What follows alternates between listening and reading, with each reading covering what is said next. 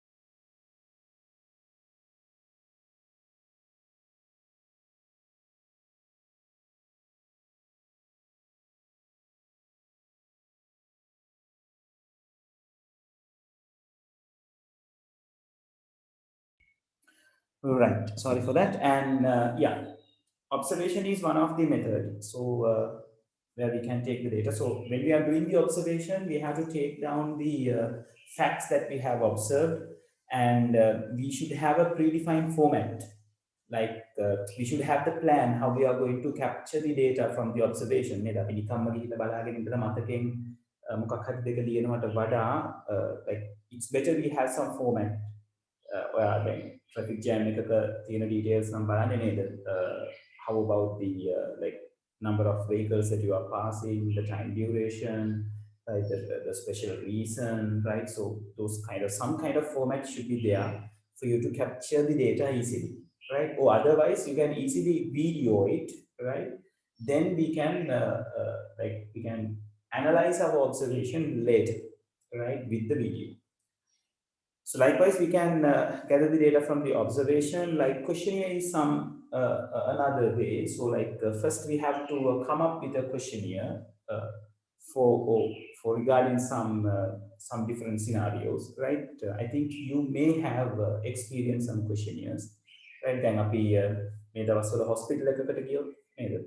They are gathering some answers from us. Like mostly it is given like a questionnaire, like if you associate with a person who is likely to be COVID infected for last 2 weeks, so we have to tick whether yes or no or whatever the thing, right? And you have to give some short answers in some of the points, right? So it's kind of a questionnaire. So once you've given that details, they will input it basically into a system, or maybe list it down in a particular file, and later they can observe and have some idea, right? So how many COVID infected people is trying to reach the hospital and who are not, right? So what is the trend, right? So from that they can determine like what is uh, the situation around the hospital, like regarding the COVID infection. So likewise, through the questionnaires, we can have that details, right? So in most of the companies, like if they try to introduce something new, a new product or a service, they do the sample questioning things, and they just gather the ideas about the customers and the general public. So they like rearrange, or like they design their product according to the output that they are receiving, right? So questionnaire is a good way for some particular approaches. අපිට හැම එකකටම questionnaire එකක් අරගන්න බැහැ. But for some cases, yes, we will be able to, right? And yeah, the next part is about the interviewing, right? People, I'm very sorry, I have to answer this question. The call, just give me a second.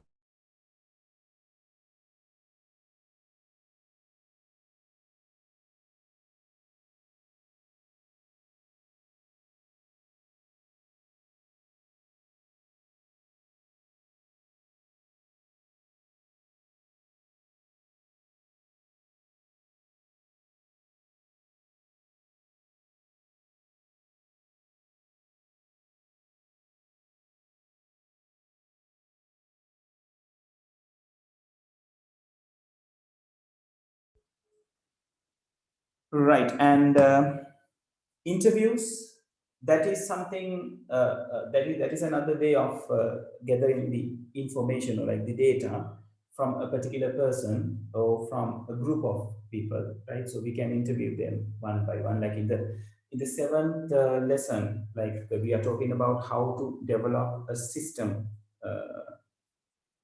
in the like regarding a computer system. So in that, we are going to talk about how the interviews are going to be important when we are gathering the requirements regarding a particular system. So we are doing the interviews. First thing is to gather the data, and the second thing is to like understand what the situation is, right? So as well as we can do the focus group discussions, right? So like now, like nowadays, now if we are planning to uh, create some particular system or a product or a service regarding like let's say like focusing on the teenage group, so we are going to have a group discussion with several chosen teenagers and have the discussion with them, like regarding the thing that we are going to do, right? So we will be having uh, a good feedbacks from them, which we can gather as the data and facts regarding the thing that we are going to do, right? So likewise, these kind of uh, things can be used to gather the data. So these are purely manual data gathering methods, right? So when it comes to the semi-automatic or automatic methods, right, we can take it as OMR, OCR, MICR kind of devices. Like we discuss it on the input devices when we're talking about the input devices, and we are going to discuss it about in the second lesson as well in detail how it really happens, right? So like OMR, OCR, MICR are like semi-automatic data gathering methods because it needs the human intervention or like the human interaction, right? So if it is a barcode, someone should take the barcode machine and point it to the barcode to read that particular details in the barcode. So likewise, if it is OCR, someone have to feed or to scan the particular, like handle the particular document that we are scanning, right?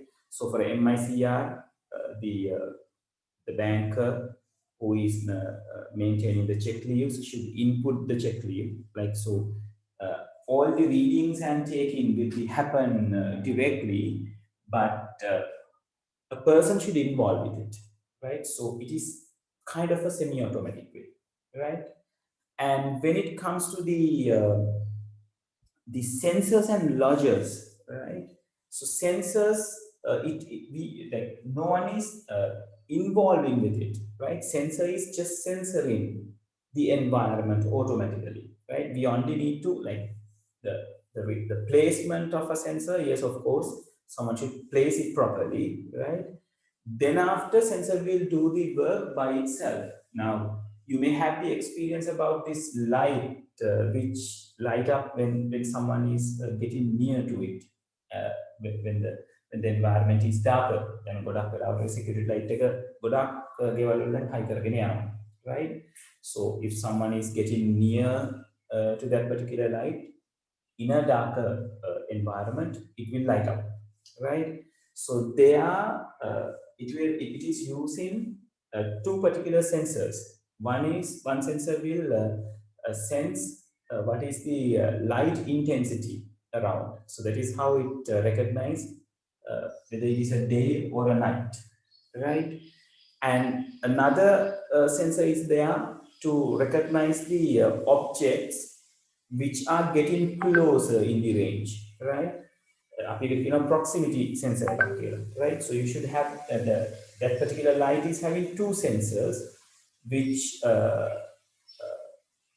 measures the light intensity as well as the proximity, right? So with those two, they are going to sense whether someone is near to the this light, like someone is in the range of this light or not, right? එතකොට ගහක අත්තක් හරි හෙල වුණොත් නැත්නම් කුරුල්ලෙක් හරි පියාඹගෙන ගියොත් ඒ අදාළ range එක ඇතුළෙන් it's going to light up, right? Because the task which is given to us is if some object moves within the range, you light up the light, right? So in that case, the sensors are taking the details automatically. No one is involved with it. It is been sensing like 24 hours, 365 days. So if something captures within or like captures in the range, it will be taken, right? Okay, Pahanmi, good morning. We are talking about the first lesson, latter part tour. Right. So, and that is what is happening to the data gathering. So, what do you need to remember is there are three ways that we can gather the data, like in manually, or in semi-automatically, or fully automatically, right? So, we know what are the ways that they use, right? And as the next part, it is the data validation methods, right? So whatever we are gathering, we have to validate it, right? Otherwise, we don't have an assurance whether whether we collect the accurate data or not, or the valid data or not. That is why we are validating it. So there are many different validation techniques. In our syllabus, we are majorly focused on three different techniques. So the first one is called the data type check, right? So data type check is a place where it checks the type of the data, right? So like you may have experience like in a places like when you fill in something online, if some particular field requires a telephone number, if you put a character in that particular field, it will give you an error message. No characters are allowed in this field. It's only the numbers, right? So that there they are doing a type check, right? අදාළ දත්ත වර්ගයේද කියලා බලාගන්න එක, right? Then so there can be different types of data types like numerics, text, date, currencies, kind of things, right? So accordingly, it will track, right? And now, like another example that I have experienced when I'm like doing some online transactions from the online banking facilities, for the place that we have to type the account name. Mistakenly, if we type the account number, it is giving us an error message. It's it's characters that it needs, not the numbers, right? Similar thing goes with the amount input in field as well, right? අපි amount එකක් දාන්න තියෙන තැනට character එකක් දැම්මොත් it gives us the same error message, right? So likewise, type can be checked and type should be checked when the data is being gathered and then is going to use. And as well as the presence check. Now, presence check is whether it is presence or not, right? Whether it is there or not. Now, when you are filling an application, right? Application is one of the way that data is being gathered, and there are places which are compulsory for you to fill, right? You can't skip those, right? If in by mistake or like in a case where you skip those fields, again it will alert you this is a compulsory field, you must fill it, right? So then and there what they are checking is the presence check, whether it is there on the particular field, right? And the last one is the range check. Now, range check means it is basically on the components where we can talk a term about a range, right? Because we can't check a range on a place where we are going to enter a name, because name cannot be given a range, right? So it's something numerical, like a number, like an amount, like a date, right? Where a range can apply, right? So those in those places, the range check happens, right? Now, like think about a place where you have to like enter some numeric value which should be in between 0 and 100, right? හිතන්න ඔයගලන්ට system එකක් තියෙනවා, ඔයගලන්ගේ marks input කරාම grade එක මොකක්ද කියලා කියන, right? So when you are inputting a marks, your mark should be something in between 0 and 100, right? So for that particular scenarios, we can apply the range check to check whether a particular integer value that is going to insert is in between 0 and 100. If it is not in between 0 and 100, so they can populate an error message or a warning message saying this is not a valid input. The number should be in between 0 and 100, right? So likewise, you can test it, right? And as well as like when it comes to the identity card number inputting fields, right? They check the number of characters inside it, right? So like it should be only 12 characters, not less than, not more than, according to the new NIC number. According to an old NIC number, there should be 9 numbers and one particular character at the end of the number, which contains 9 characters, nine numbers, right? So we can check that kind of things, right? So those are category under the range check, right? So always remember, range is about like dealing with some range where it can show, right? So those three Validation methods are there: type check, range check, and presence check. Okay, people, are you getting this?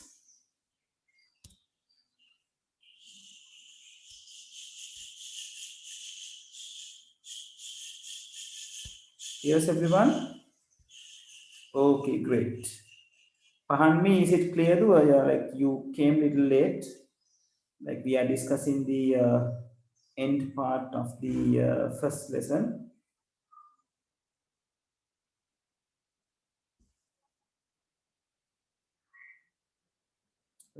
Right, okay, right. Sachintani, it's clear, right?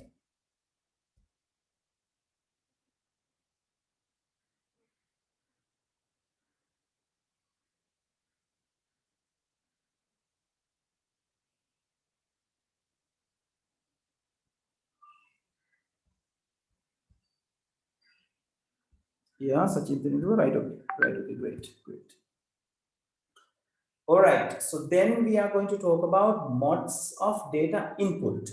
Now we gather the data, we validate the data, now we are going to input the data, right? So we can gather it using the what observations, the interviews, or through the barcode readers, MICRs, and all these things. So it will be validated. Now when it comes to the semi-automated and automated devices, and when they are gathering the details, this validation is automatically happening inside it, right? When a barcode is receiving the data, validation is happening inside the system, right? Then only it's going to get input into the system, right? So there are two types of, like not actually two types. We always take like two types together, right? Like direct and remote. There can be direct inputs, there can be remote inputs. So data input in mods can be category like that, right? So the direct input means you are going to input the data directly, right? So the system will receive the data directly using an user interface, right? Like I'm sorry, without when it is direct input, there is no user interface. It will directly taken, right? In remote entry, like there is a system is designed specially to take data through the interfaces and storing it for the further uh, users, right? So as it says in direct input, in direct data input, data is input into the system directly without direct user interference, right? So places where you can find the sensors. So user is not being interfered. It checks the environment. It look after the environment and take the data into it. So it is a direct data input. When it comes to the remote, it says in remote entry, system is designed specially to store data, right? So data storing and transactions are taking place in different geographical places, right? So that is what we call remote input. So data will be input from somewhere else and it will be stored and later it will be used, right? So whenever the data is input in, it will be stored. That is the remote entering methods specialization, right? So that is why it's been specific than the direct, right?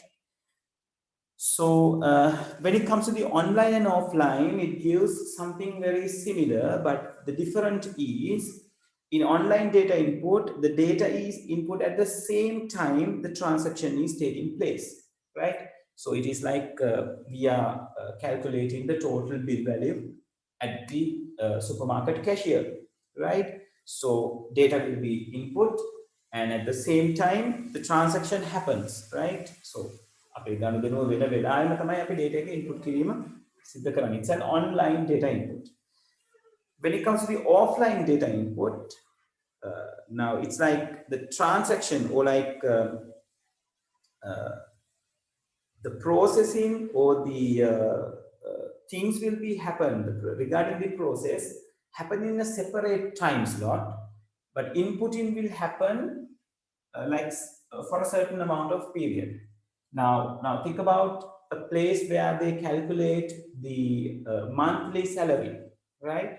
So to calculate the monthly salary, we have to take the data of a particular employee for 30 days, right? So we have to track when he is reported to the work, when he is absent, right? Is there any overtime values are there, right? So those details are gathering over a 30 days of a period, right?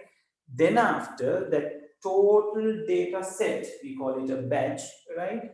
That batch will be uh, uh, taken into the consideration or taken as an input once the salary is getting calculated, right? So a batch එකම මාසේ අවසානයේ තමයි salary එක calculate කරන එකට input වෙන්නේ, right?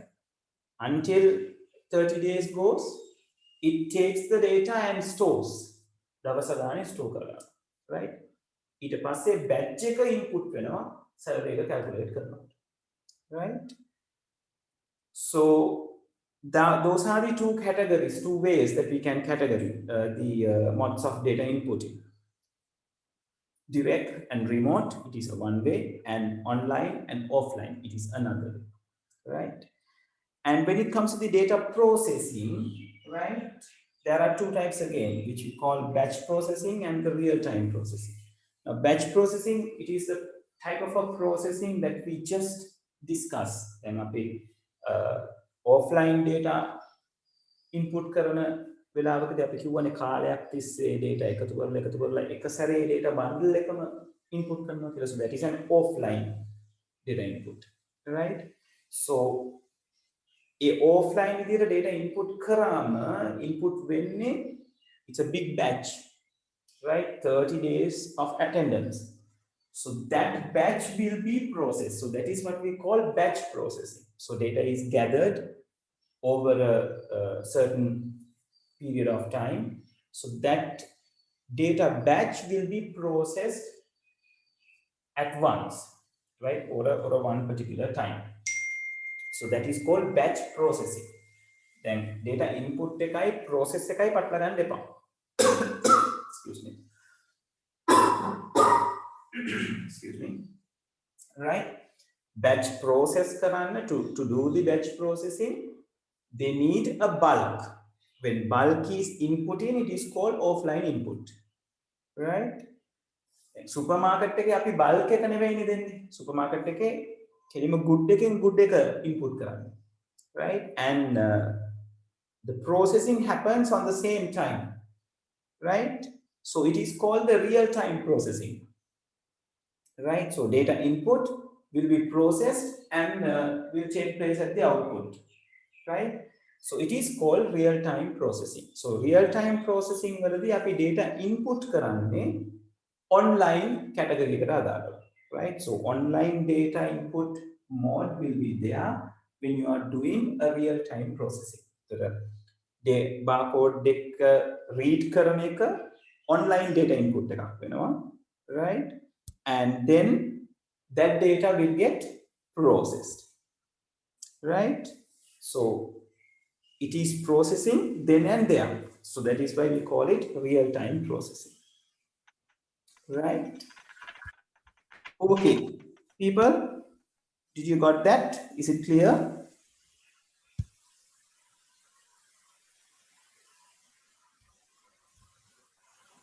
Right, great. How about the others? Okay. Right, then we are talking about the outputting methods. Right now, outputting can be done in two different ways. We can do a direct presentation.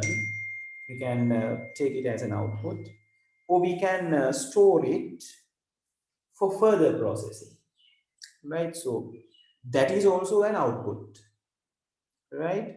So direct presentation is like, to the users can be done by using a monitor, multimedia projectors, or a printer, so which we call a direct presentation, or like one of the output methods. So soft copies are presented through the projectors and all these things, and the hard copies we can print it out, right? So that is a direct presentation output method. And when you do it for further processing, that means like you will take some data, process it, and the result, it is not presenting to anyone. We store it for later processing, or like for further processing, like when a particular employee is marking his attendance through a fingerprint machine. So fingerprint machine will take the first input at the early in the morning when he arrives, and the second input will be taken when he departures, and it calculates the time that he leaves in the he worked in the organization, and if there is any overtime, and that will be also calculated, and overtime amount will be an output, but it is not being processed then and there, and it's not going to output, but it will store when at the end of the month, when the salary is calculated, that output of overtime hours will be taken to calculate the salary. So that means calculating the salary means OT hours will be further processing, right? So that kind of an output can be there, right? So we can use it for direct presentation, and as well as we can output it for further processing, right? Got that? Okay. And you are going to hear a rhyme because my little one is arriving.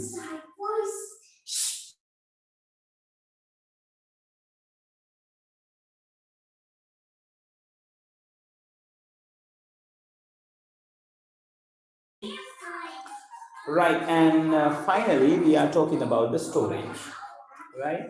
So storing, we can do it on two different ways. We can store it locally, we can store it remotely, right? So local storage means your computer, your hard disk, so you are storing in it. So wherever you move your computer or move your storage will goes with that, right? So if it is a laptop, you do some work, you store it in your laptop, you take it to the school, so your storage is moving with you, so that is with you in your in just in your computer, right? So we call it the local storage. So local storage, as an example, we can take pen drives, CDs, DVDs, external hard disks, internal hard disks, all these storing method which we are used to do local storage. And when it comes to the remote storage, we are talking about the cloud or the internet or the space that is given for us inside the internet, not in our devices, right?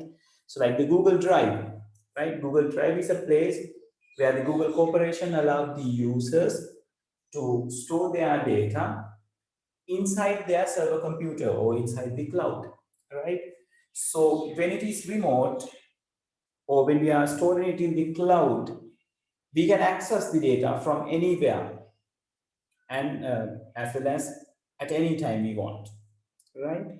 So storing remotely will give you many facilities, but again, if you do not have a good internet connection, then there will be a problem of accessing those data, right? So in that case, remote storage is the best. But uh, regarding the mobility and accessibility, when you are having the good internet connection, remote storage will benefit you in many ways, right? Yeah, so that is the process of the data processing, right? And at the very beginning, people, I think I have missed a topic in this cycle, right? I think data input is missing there. Yeah. So in steps of data processing, data gathering, validation, and then after data input should be there in between validation and processing. Right? Please note it down. Data input. Say it as data input.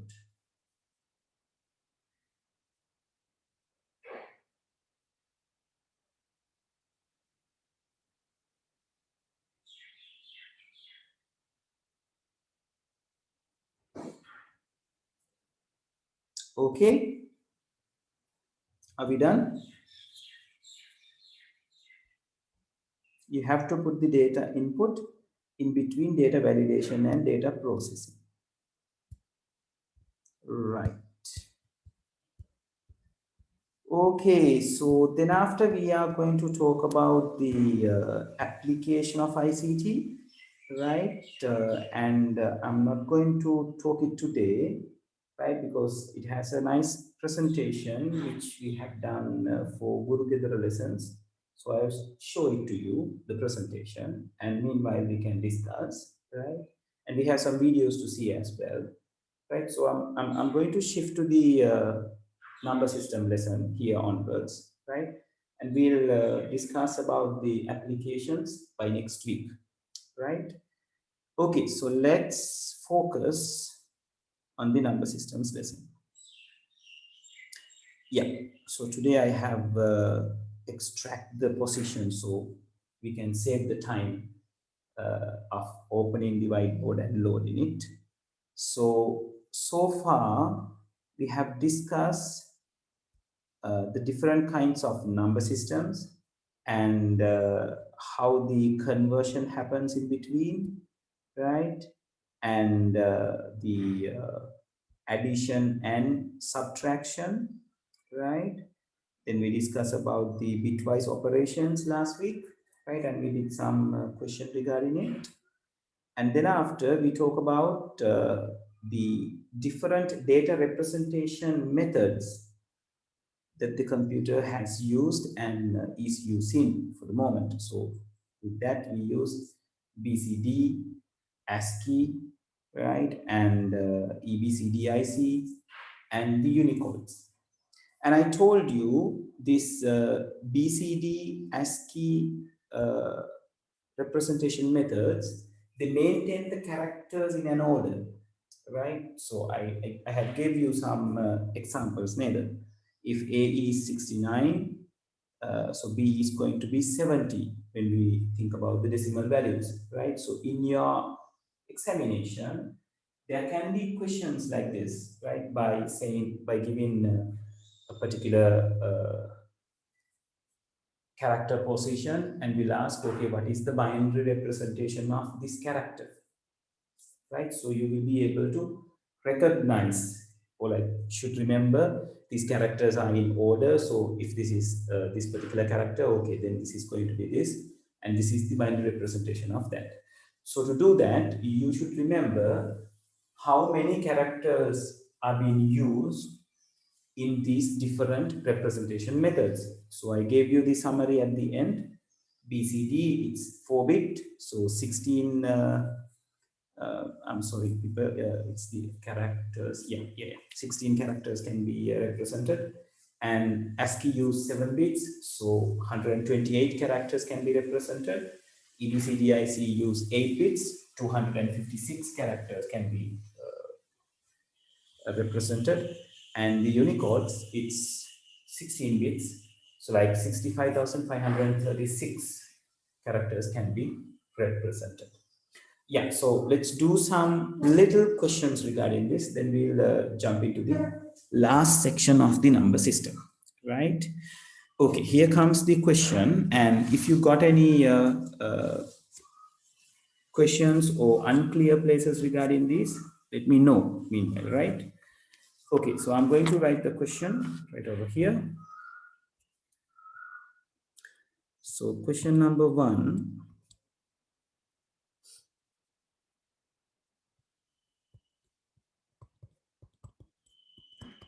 What is the BCD representation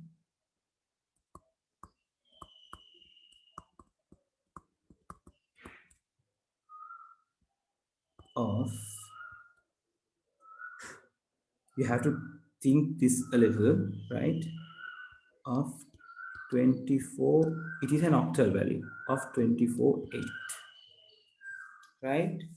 Make a පරිස්සමට කරන්න මොකද BCD representation is there to represent 9 digits in the decimal numbers in binary, right? 0 to 9 numbers, 0 to 9 වෙනකන් කියන value එක decimal එකේ එයාව තමයි 4 bits පාවිච්චි කරලා represent කරේ. So When they ask you, when they ask something like this, first you have to convert 24/8 into the decimal, and then you have to use BCD to represent that, right?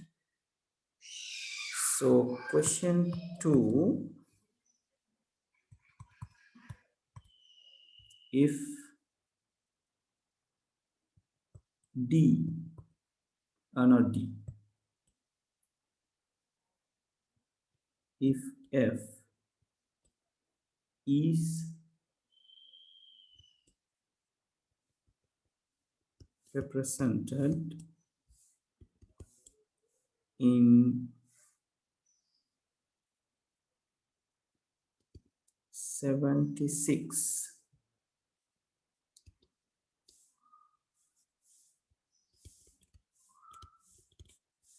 according to the ASCII code,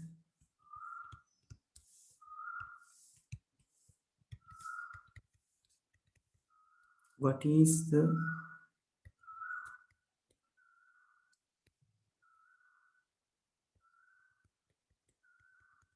ASCII representation of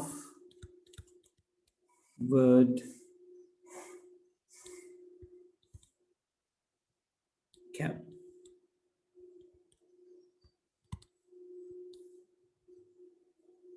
Okay, give these two a try, right? Think a little bit. Now, when you are representing the word cap, you have to represent C, A, and B, all three values uh, together from left to right to represent the code. All right, people, give it a try. Give it a try. I'll give you, yeah, 5 minutes. It's 12:20.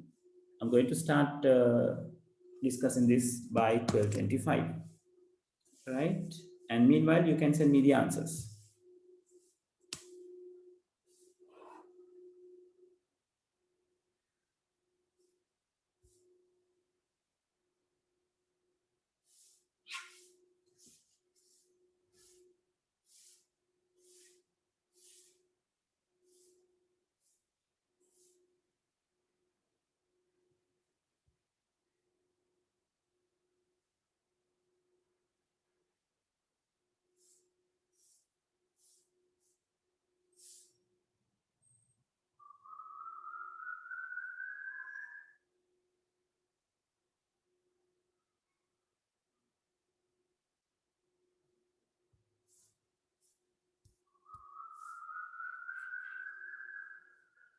Yeah, Lalini, that's correct. That's correct, though. Well done.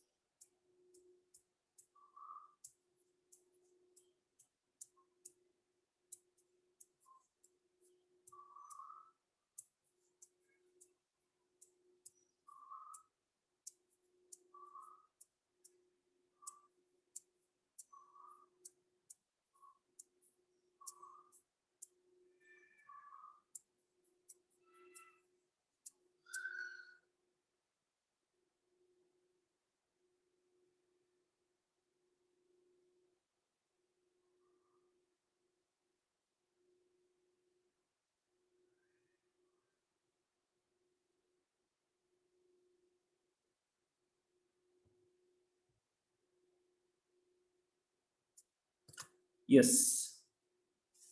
Are we done? Or do you want more time?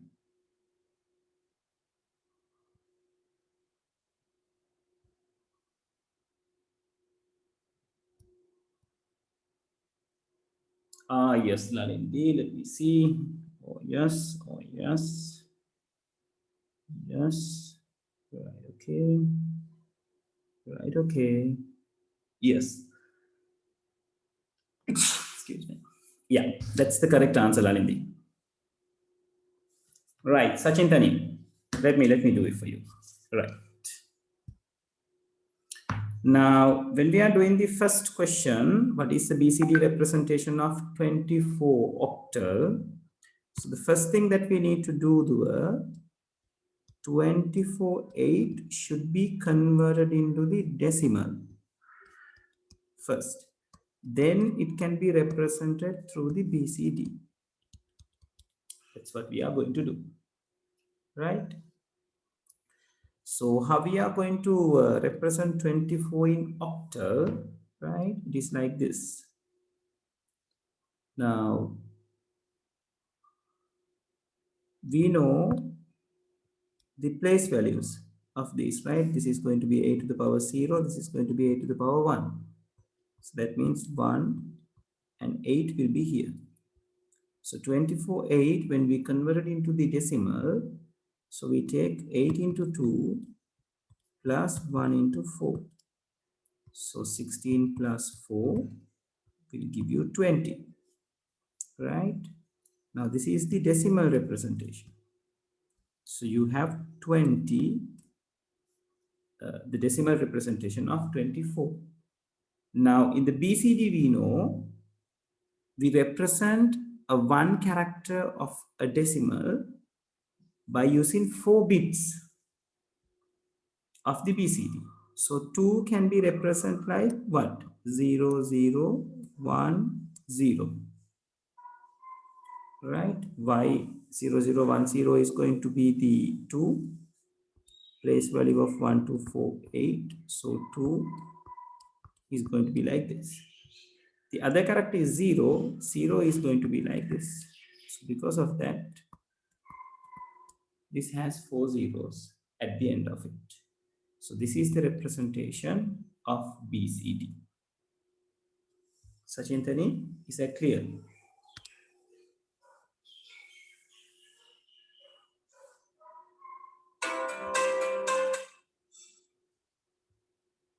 Right. Okay. Get it done. Copy it down to.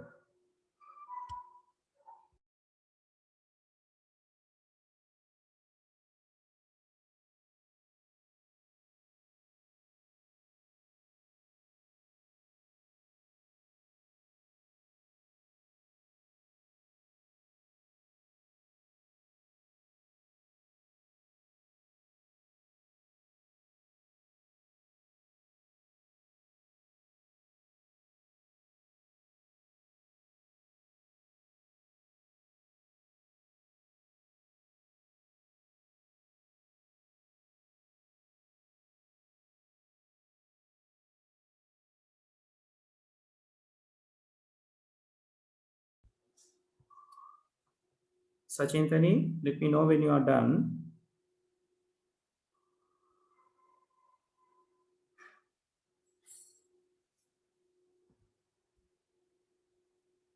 Right, great.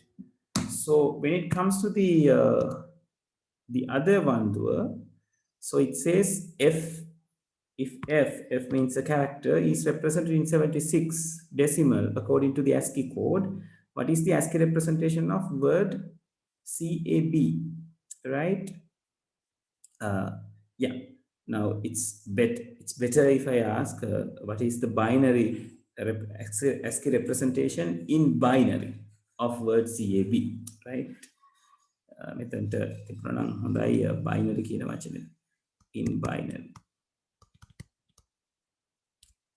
right? Of word CAB. Now it's like this. F is represented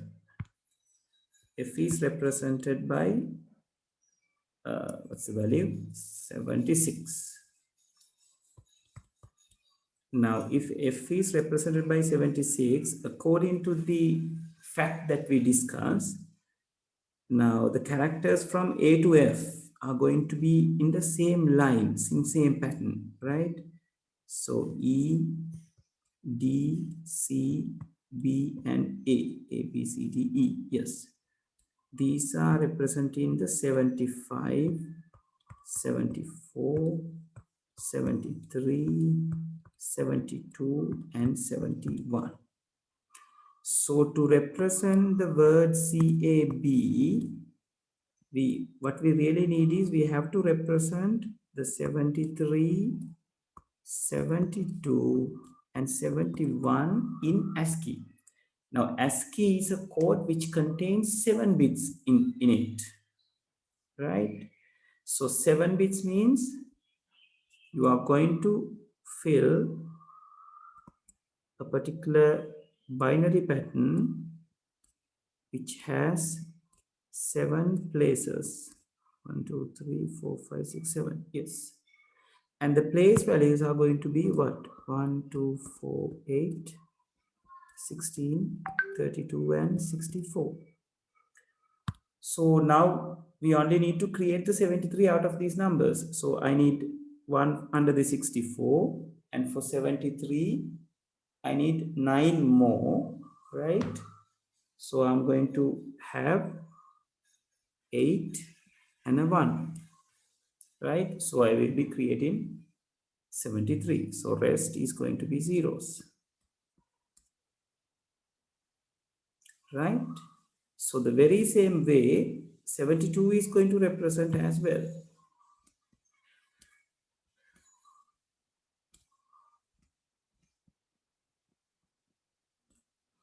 Right? So the same place values will be there.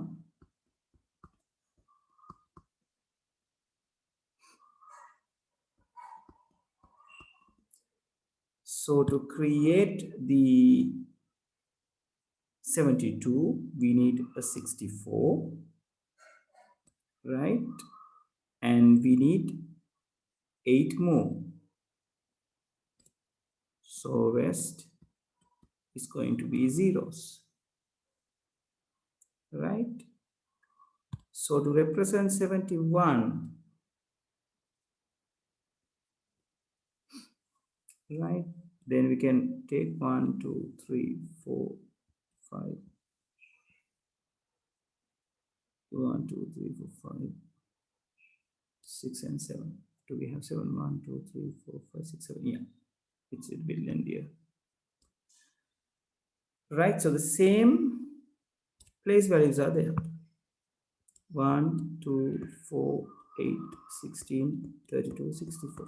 71 comes with like 64 plus,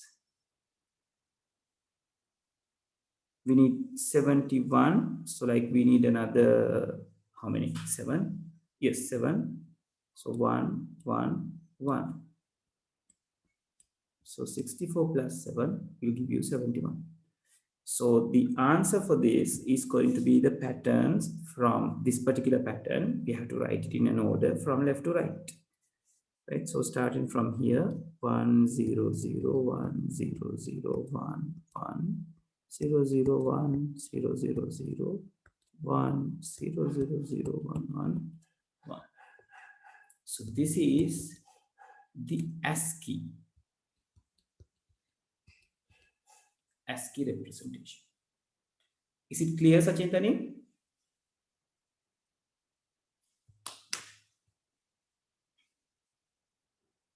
Right, great.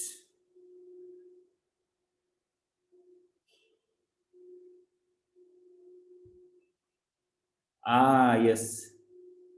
Lalindi, I'm sorry. Sachintani, and I'm sorry too. I have mixed up these two. නේද මං 71 තමයි A එන්න ඕනි දුව 72 තමයි B එන්න ඕනි. මෙතන වැරද්දුවානේ. My bad. Right. කියන්නේ අපි කතා කරපු විදිහ change වෙන්නේ නැහැ. ලියන තැන් දෙක තමයි change වෙන්නේ. Right. So this should be 71 and this should be 72 according to the findings, right? So The patterns are getting changed. Sachintani, you can do it in a correct way, right? පුළුවන් නේද?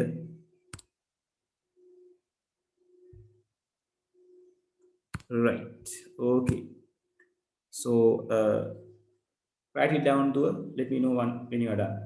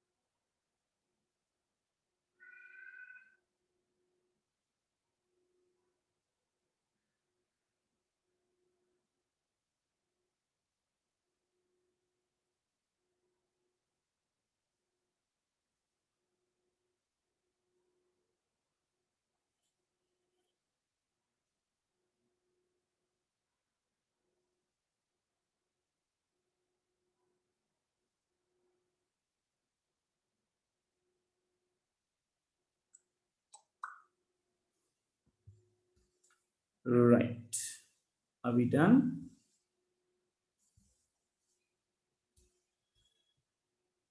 Right, great.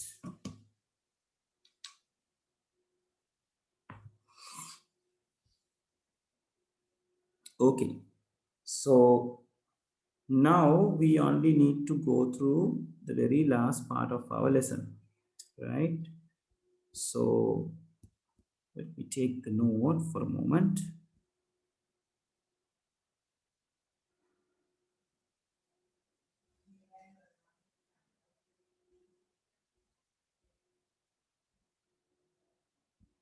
Oh, where is this number system? Let me take it from the folder.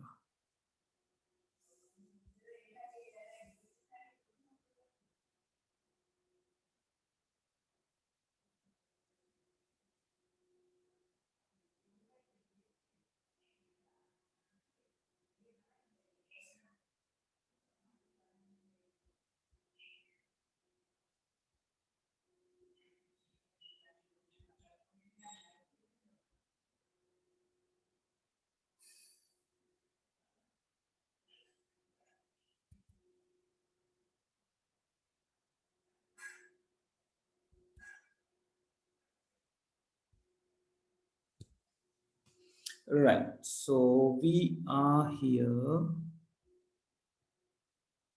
to do the sign number representation. Right. So we done up to this particular point. Now it is sign number representation. Now this is something very important, right? This is the place where you are going to have the questions. So to do this particular thing, you need the previous knowledge that you have, right? So listen very carefully. Now, sign number representation is there because now so far we have discussed how to represent a number, but these things are represented without the consideration of the sign of a particular number, right? We did, like in simple words, we haven't considered whether it is a positive number or a negative number. We just represent it using the ones and zeros. So now, so far, what we have done is we just did the things to represent the positive values from the binary and octal and hexadecimal and all these things. Now, here onwards, we are going to talk about how to represent a positive value as well as a negative value, right? So this we call the sign number representation, and for that we use three types of representations, which are generally we are going to learn as 8-bit representation, right? Bits අටක representation එකක් විදිහට තමයි අපි එක ඉගෙන ගන්න හදන්නේ, right? And it is not compulsory uh, to have a number represented in 8 bits when it is representing the sign. But in our syllabus, we are talking about the 8-bit representation, but in the examination, the representation amount can be changed. They have given with some changes, right? So in there, only thing that you have to do, if they say it's a 4-bit representation, so use only 4 bits to represent it. That means 4 ones and zeros to represent a particular number, right? Now, here we are going to talk about 8-bit representation because it is the standard in most of the scenarios. Right, now what is that we are talking here? Now, so far we know how to represent a particular number. Now, if I ask you to represent 27, I need plus 27 and the minus 27 to get represented, right? So then you will be in trouble because you know how to represent 27, but you don't know how to represent plus 27 and the minus 27.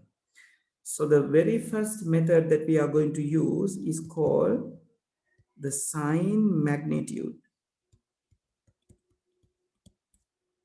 Right? Now in sign magnitude representation, what we are doing is, now all these things are 8-bit representations.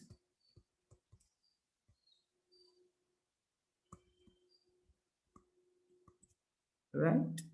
Now in sign magnitude, what we are doing is we take the most significant bit to represent the sign. These two will represent the sign, and rest of the 7 bits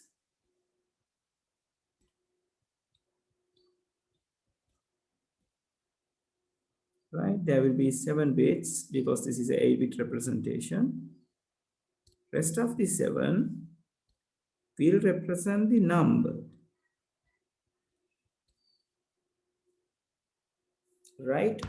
So in case if we need to represent the 27, we know these values or the bits is taking the place values like 1, 2, 4, 8.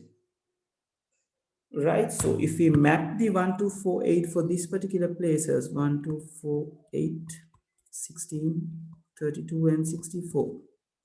So using those, we are going to represent the 27. So 27, it will be like 16 plus 8, 24, and 2, 26, and 1, 27. Rest is going to be zeros. So remember, using a sign magnitude representation, they use only 7 bits to represent the number. And there is a 8-bit, the 8th one, that represents the sign. It's not a part of the number.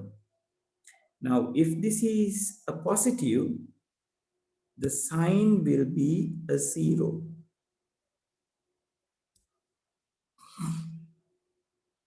Right now, in case if someone says like 0, 0, 0, 1, 1, 0, 1, 1 is represented in sign magnitude, you can figure it out whether it is a positive or a negative value.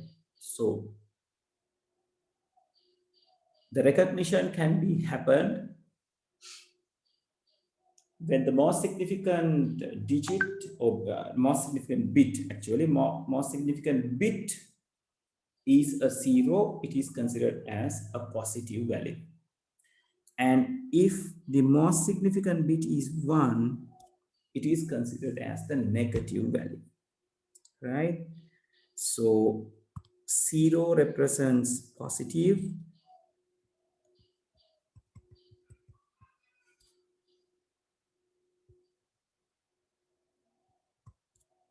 and 1 represents negative.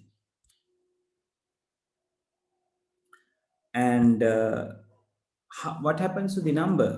It goes the same way: 0, 0, 1, 1, 0, 1, 1. Because number does not change. Number is number. The positive, the sign which is going to change. For positive, it is 0.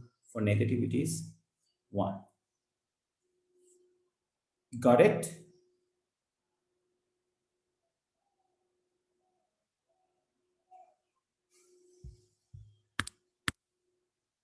Okay. Sachintani? Right, okay, great. And then there is a second method. Second method was introduced. There is a problem with the sign magnitude. Problem is, now generally, mathematically, we say there is no sign for a 0. 0 is neither positive nor negative. But according to this representation, we can represent a positive 0 and a negative 0. For positive 0, all 8 bits will be zeros. For negative 0, only only here it will show you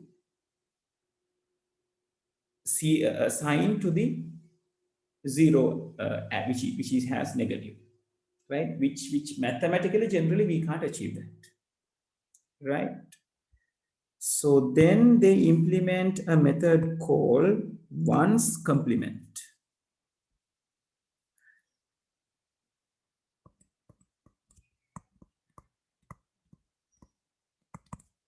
So ones complement, again, this is for 8-bit representation.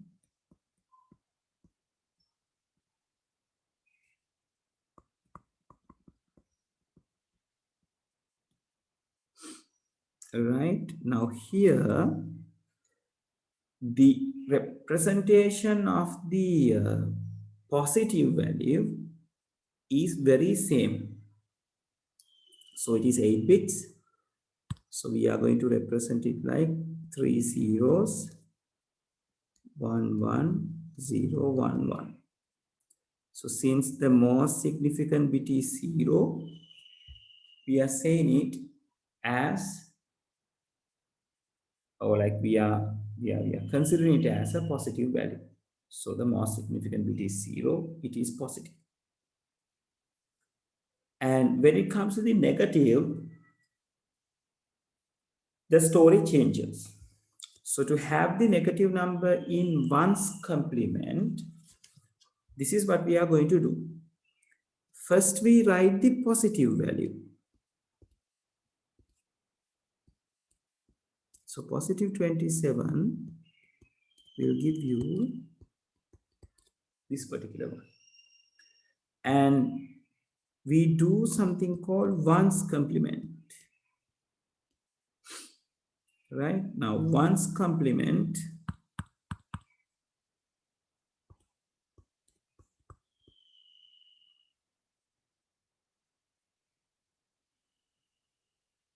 right, hold on.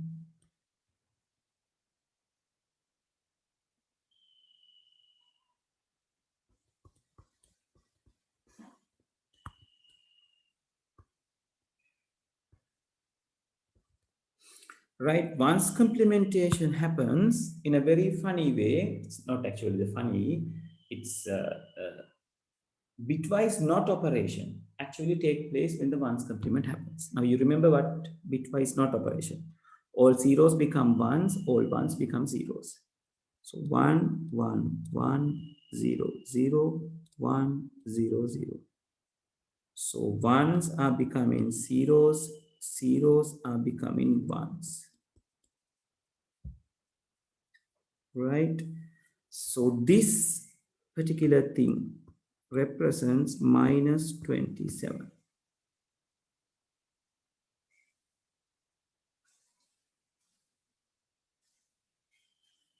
Got it, people? Is it clear?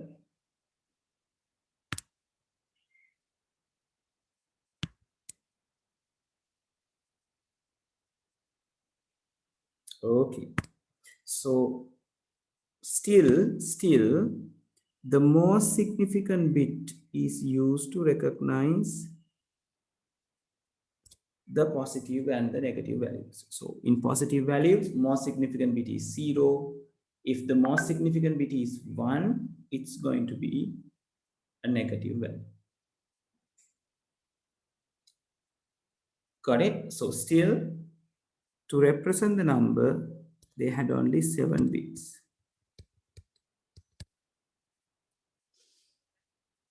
Right. Now, here still that problem arises. What is the problem? We can represent two zeros, a positive 0 and a negative 0 through this. Now, the positive 0, yeah, it is okay. Like if 8 zeros are there, it is positive. And if you are going to flip it into ones, zeros into ones, so all 8 will be ones, and that represent a negative 0, right? So still problem lies. So then they have done another attempt called 2's complement.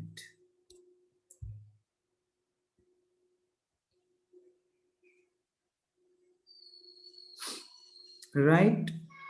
So in second, or like the 2's complement,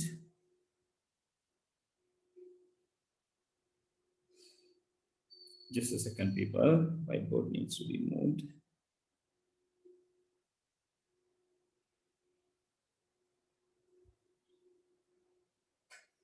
Right, in 2's complement,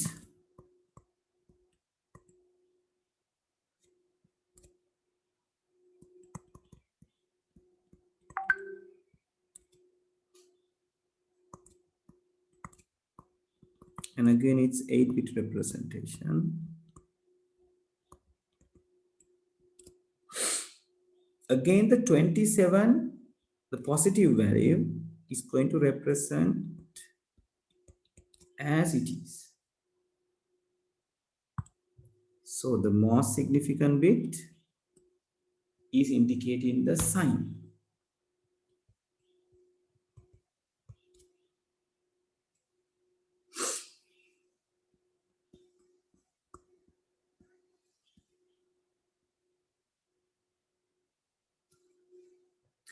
Right? And when it comes to the negative representation, like we did in the first one's complement, we first write the plus 27. So it is 3 zeros, 1 1 0 1 1. Then we do a nice thing. First we once complement this. So that means bits will be flipped. Then, now this is one's complement.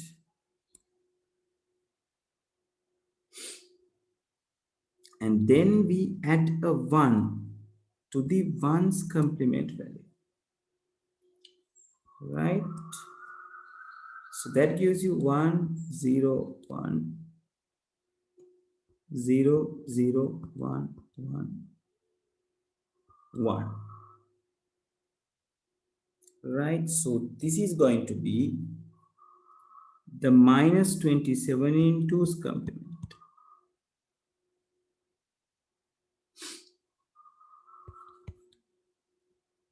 Got that, people?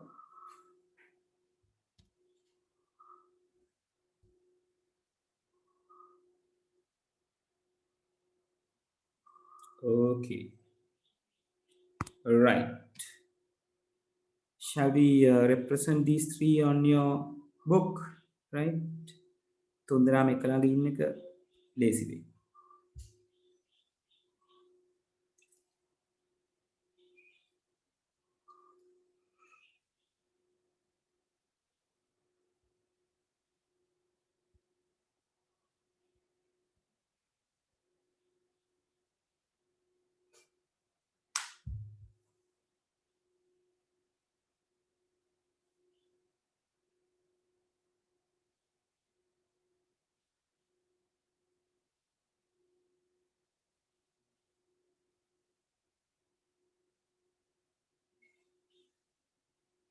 Let me know when you are done so I can move the table a little bit right hand.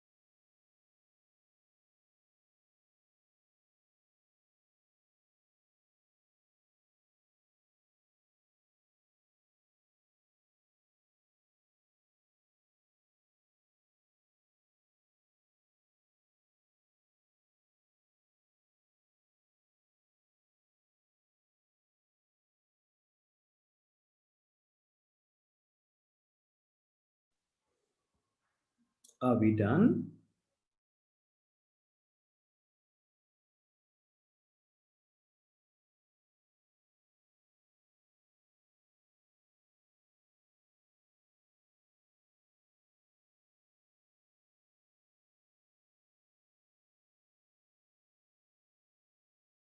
Yes, I'm moving it to the right.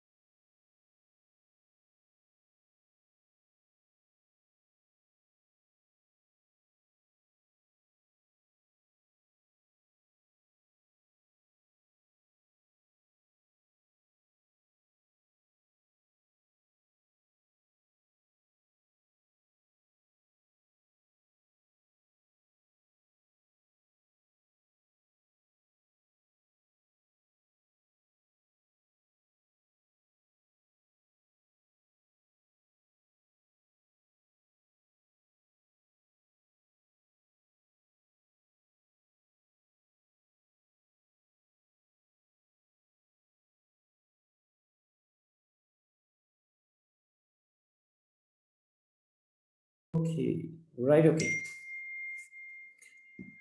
Right. So now you know how to represent, right? Now let's do a quick representation, right?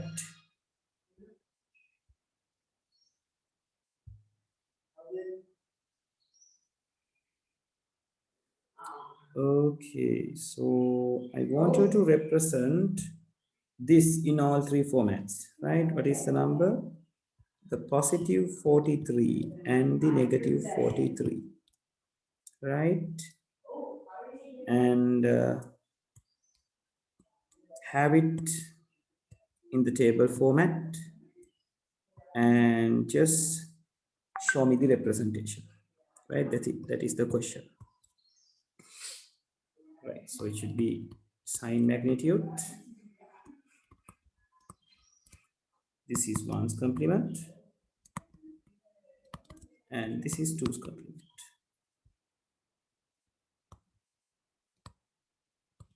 Okay, do it quickly.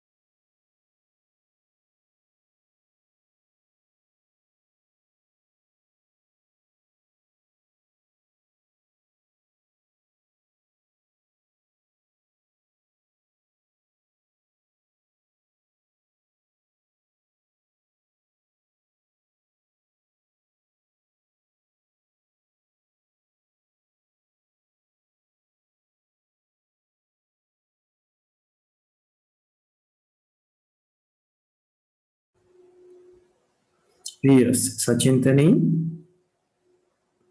I only receive a equal sign.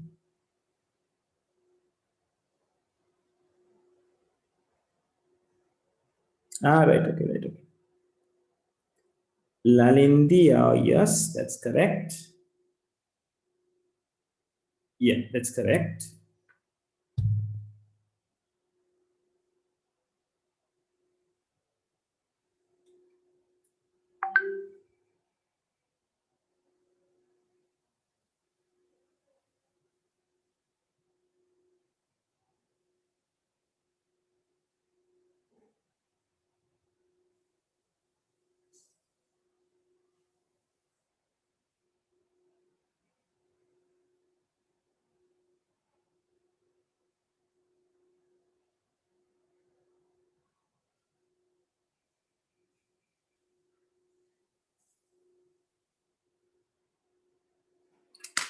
One's complement, yeah, that's the correct answer, Lalini. That's correct. Sachintani, sign magnitude, yes, plus 43 is correct. Lalindi, of one's complement values are correct. And Sachintani, minus 43 is correct. Well done.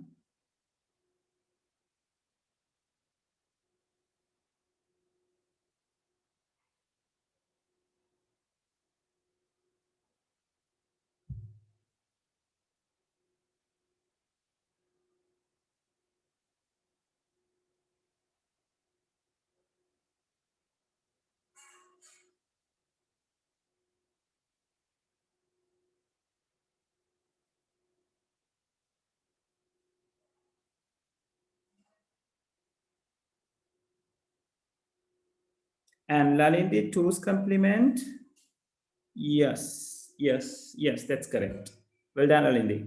Sachintani, yes, one's complement answer is correct, Dua. Well done.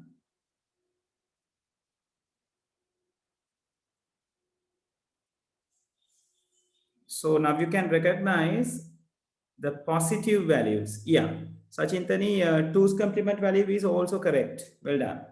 So positive value represent very same in all three representation methods, right? You can recognize that, right? And two's complement, or like when it comes to the minus values, sign magnitude, one's complement, two's complement differs, right? Okay, well done. We can move now. Now we are going to show you the subtraction using the ones complement and the twos complement, right? So it's a very last part of your lesson, right? So subtraction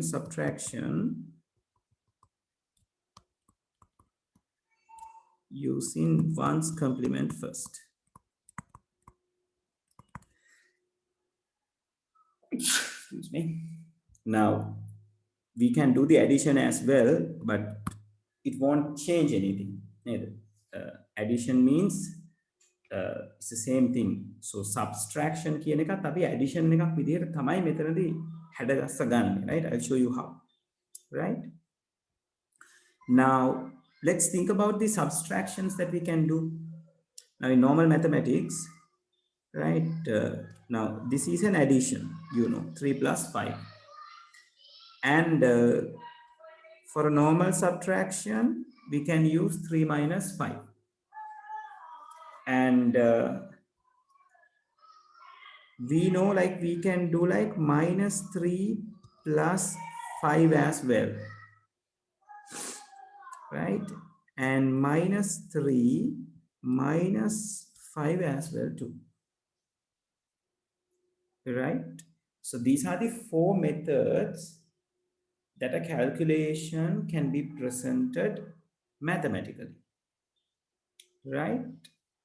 Now we know like in now these all these calculations can be represented with the sign as an addition, right? So how it's going to be done? It's like this. The first one, there is no change, but if we consider it with sign, it is plus 3 getting add with plus 5. Here, plus 3 is getting add with minus 5. Right? Are you getting the second line, people? Confirm?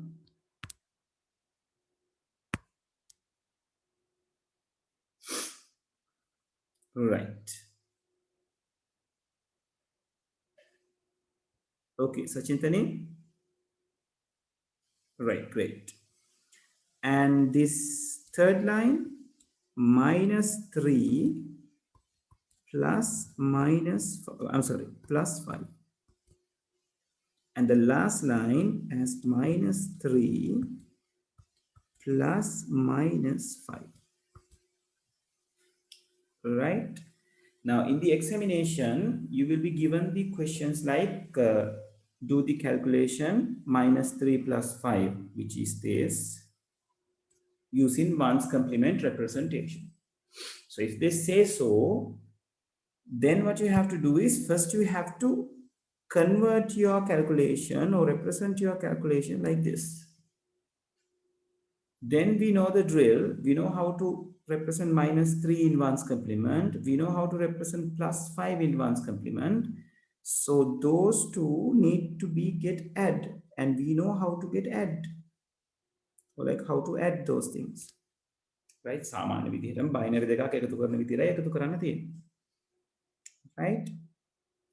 But there will be some cases where you have to do the calculation in a very careful manner. I'll show you what is the place. First, let's take a particular example, right? I'm going to take the example in your book, right? So, yeah. For the ones complement calculation, they have taken, minus 1 plus 2. So I'll take something similar to that, right? Minus 1 plus 2. Let's take, make a minus 3 plus 5. So here our requirement is, this is our requirement.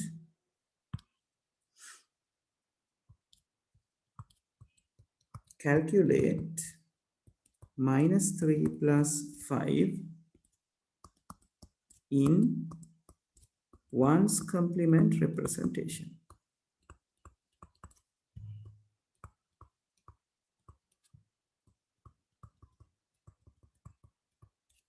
Right? So how we are going to do it? We know minus 3 plus 5 equals minus 3 plus 5. Right? So first thing, we are going to represent minus 3 and plus 5 separately in one's complement.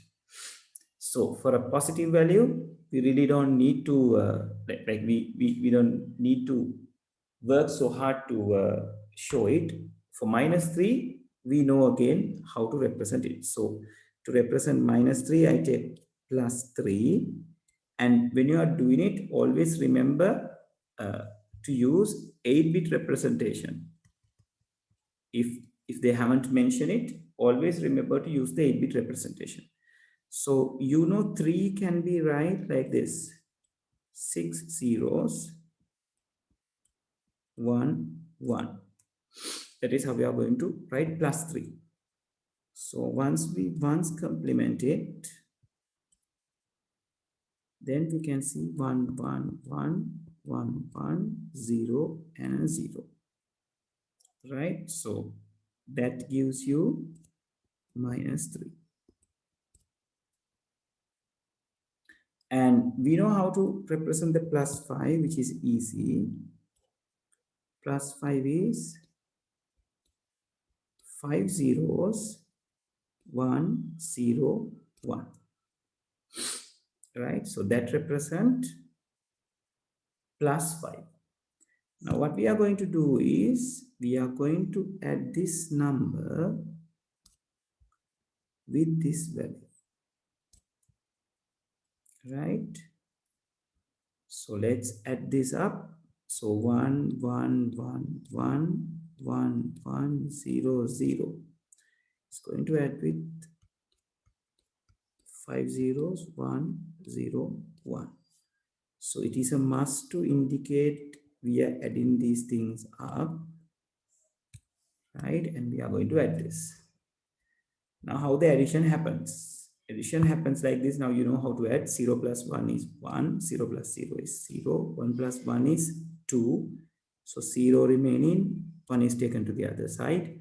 1 plus 1 is 2 again, 0 remaining, 1 is taken to the other side. 1 plus 1 is 2 again, 0 remaining, 1 is taken to the other side. 1 plus 1 is 2 again, 0 remaining, 1 is taken.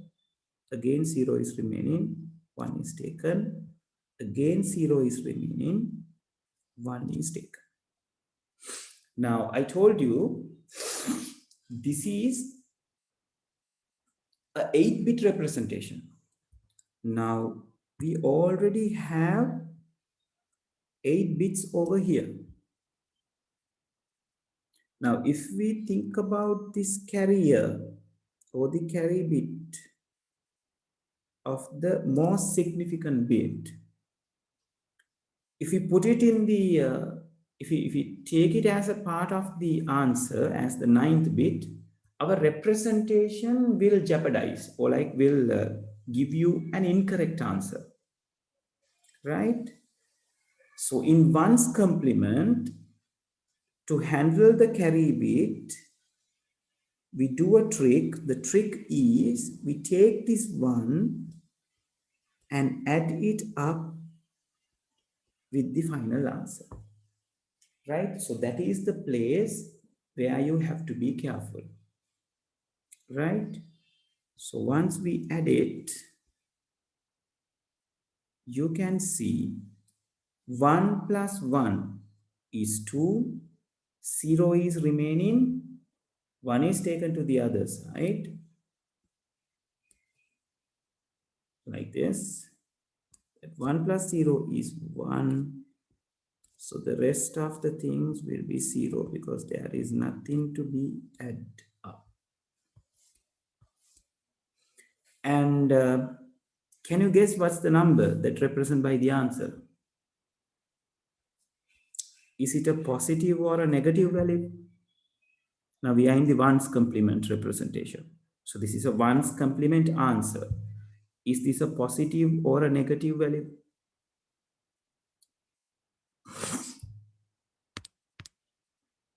Yes, yes, Lalindi, it's a positive. And how we are going to recognize that, Lalindi?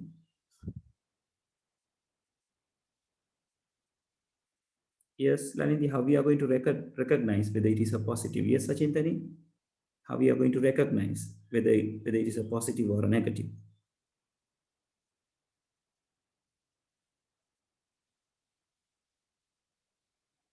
Yes.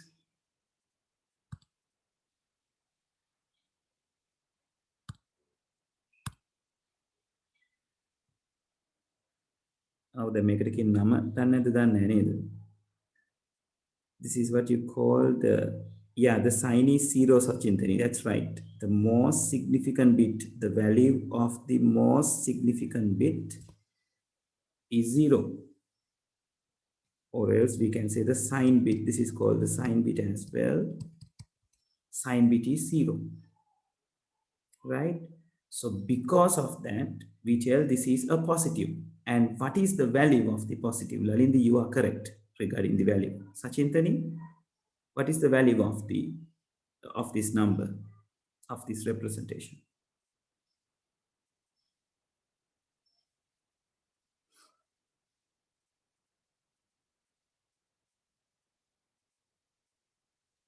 Yeah, the place values. Yeah, it is a positive. And what is the value though? Positive what? 1 or 2 or 3 or 4, 5 or what?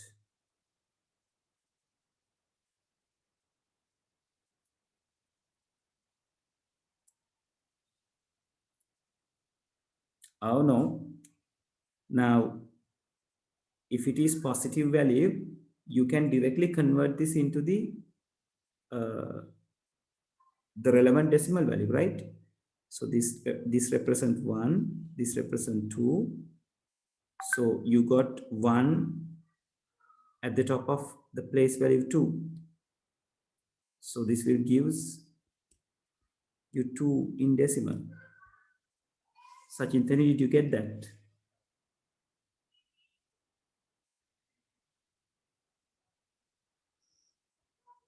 මේක තියෙන්නේ පුතේ බින්දු 5යි 1යි බින්දුවයිනේ. Yes, right? So it is 2. So නේ අපි according to the mathematics we know minus 3 plus 5 means answer should be positive 2 plus 2. So we are having the answer plus 2. Right? Got this?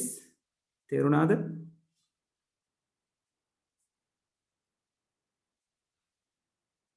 Right. Okay, so shall we write this down?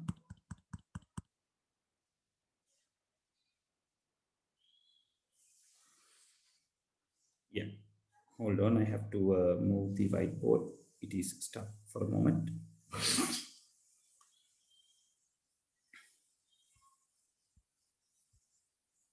Yeah, there you go.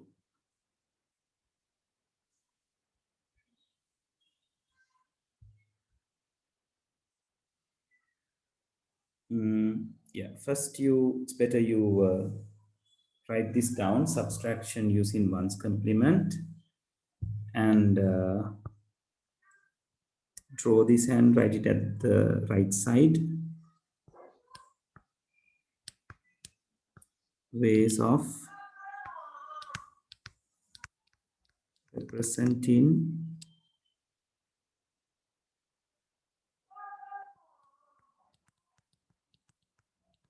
calculations. Right, then you can put the star and write the math.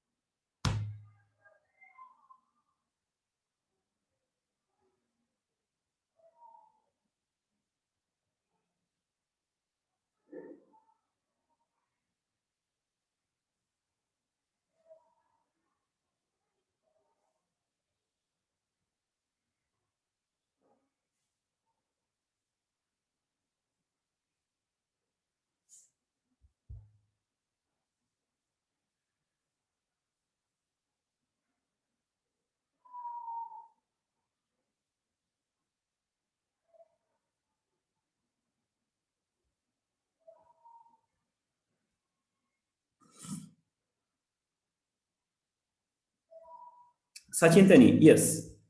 The last one means අර 2 කියන එක ගත්තේ කොහොමද කියන එකද දුව නැත්නම් total calculation එකද?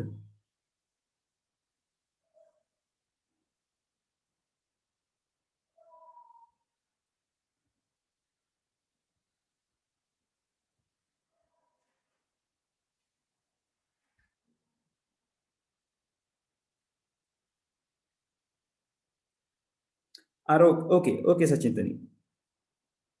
Right? මේ ටික පොඩ්ඩක් ලියා ගන්න දුව. එතකොට මම උඩට අරගෙන පහළ ටික ලියා ගන්නකොට I explain කරන්නම්. Right?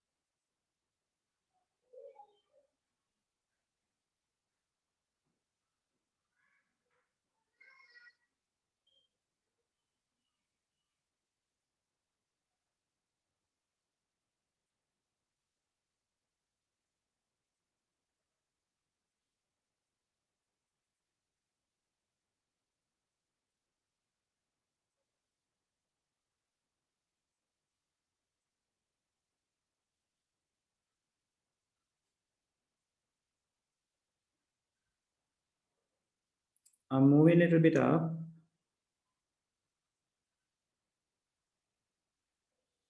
Let me know if you miss something.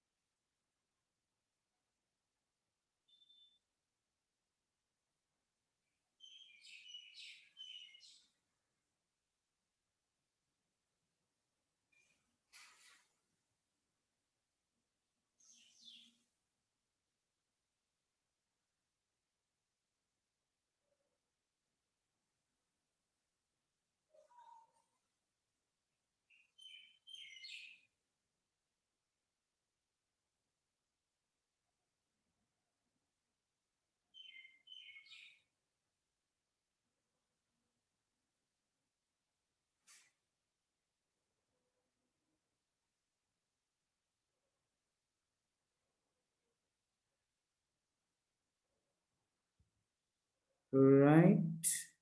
Okay. So, Sachintani, this is what happens. Larindi, if you got the things, you can leave the. We are going to end the session from here. Sachintani, this is what happens. Now, when you are asked to calculate minus 3 plus 5, if the calculation is given like this, and calculation one's complement වලින් කරන්න කියලා කිව්වොත්, right? එහෙම කිව්වොත් first we are going to write it as a addition. ඒක දුවට තේරෙනවනේ මෙහෙම addition එකක් විදිහට ලියා ගන්නවා කියන එක.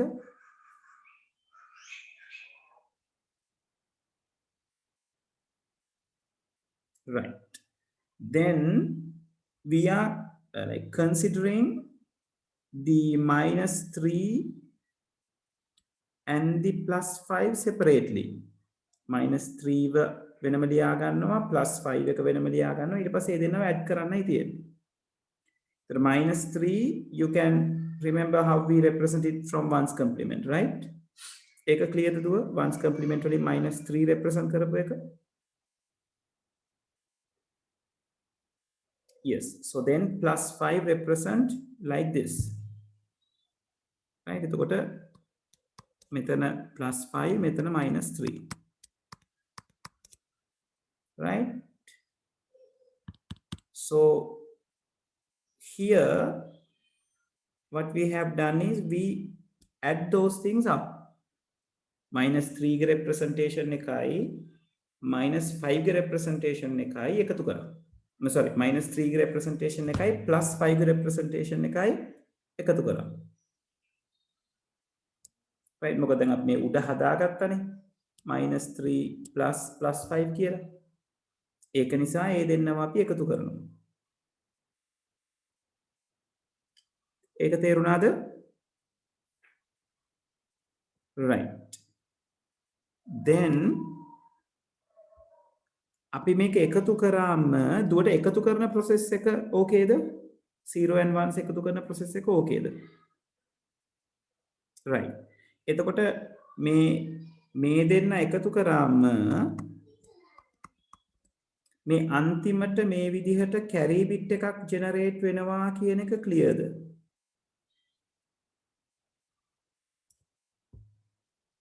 Right.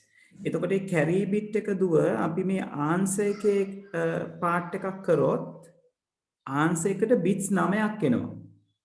එතකොට අපේ representation method එක වෙනස් වෙනවා දුව. ඒක නිසා අපි කරන්නේ ඒ final carry bit එක එහෙම එකක් ආවොත් final carry bit එකක් ආවොත් ඒ කියන්නේ 9th bit එක විදිහට carry bit එකක් ආවොත් එයාව එකතු කරනවා අපේ මේ answer එකට. මෙන්න මෙයාට. Right? එකතු කරාම එන answer එක තමයි final answer එක විදිහට අරගන්න. එතකොට එතන සිද්ධ වෙච්ච එකතු කිරීම දුවට clearද? right. ඊට පස්සේ මම ඇහුවේ මේ ආපු උත්තරේ මොකක්ද කියලා අඳුන ගන්න කියලා. දැන් මේ අපි ඉන්නේ දැන් මේ ආන්සර් එක කියන්නේ ones complement answer එකක්. මේක ones complement answer. ones complement answer එකක් නම් අපි ones complement value එකක් positive ද negative ද කියලා අඳුනගන්නේ sign bit එකෙන් නේද දුව කිව්වේ 0 නම් positive 1 නම් negative so මේ answer එකේ most significant bit එක 0 so එයා positive මේ positive number එකක් නම් මේ represent කරලා තියෙන්නේ ඒකෙන් represent වෙන decimal value එක හොයන්න මොකද කරන්නේ මේ තියෙන binary value එක නිකන් decimal value එකක් කරනවා so it gives you the decimal value අපි දැන් මේ +5 පෙන්නුවේ එහෙමනේ +5 නිකම්ම බයිනරි එකක් බවට කන්වර්ට් කරානේ එතකොටනේ +5 එකේ ones complement නිරූපණය කරේ ඒකේ රිවර්ස් එක කරා වගේ ක්ලියර්ද පුතේ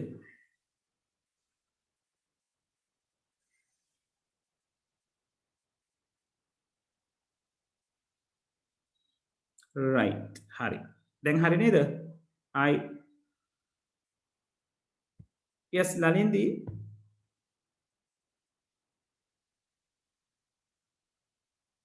yeah lalindi if the answer is negative how we are going to find it what a sign bit එක we are going to do more calculations yes all the past paper questions are regarding this dual right if it is negative sign bit will be 1 sign bit එක 1 වුණොත් ඔයා කොහොමද value එක හොයාගන්නේ අර අපි minus එක්කෙනෙක්ව represent කරන්න කරපු පාර reverse එකට එන්න ඕනේ. ඒතර minus කියලා දැනගත්තොත් මුලින්ම flip කරන්න ඕනේ. flip කරලා එන එක decimal වලට convert කරන්න ඕනේ. දැන් අපි -3 represent කරේ එහෙමනේ. +3 එක අරගත්තා +3 flip කරා flip කරපු එක තමයි minus කියලා ගත්තා. දැන් එහෙනම් අපිට minus value එක දීලා තියෙනවා නම් එයාව මුලින්ම flip කරනවා. එතකොට minus value එකේ positive value එක එනවා. ඒකෙන් බලනවා decimal value එක මොකක්ද කියලා. Next week we are going to do more calculations to it. So you will find it. Right. Right? Okay, people. So I'm going to end the session from here. Right? And we'll see you on next week for the same time. Thank you very much, people.